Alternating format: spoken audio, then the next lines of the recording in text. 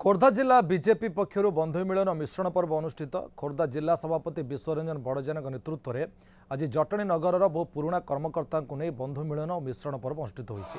प्रधानमंत्री नरेंद्र मोदी और मुख्यमंत्री मोहन माझी नीति को अनुकरण कर जटणी म्युनिसिपालिटी पुराणा कर्मकर्ता सहित और नूतन सदस्य जोगद आसंता पंचायत और पौर निर्वाचन को दृष्टि रखी बंधु मिलन कार्यक्रम प्रति मास 30 तारिख में जिलार विभिन्न स्थान में मिश्रण पर्व हेबो बोली जिला कार्यकारी सदस्य डॉक्टर उमाकांत पट्टनायक कहते।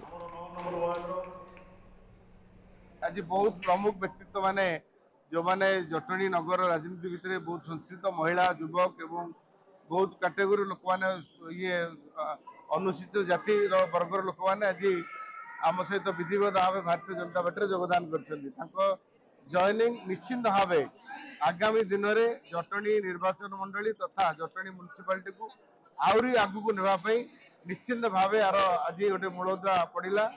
आशा रखुची आम समस्त मिलित हिसाब से आगामी जो पौर निर्वाचन आम लड़बू एटी आम पूरा चेयरमैन सहित समस्त काउंसिलर दखल करूँ आज आशावादी रोज।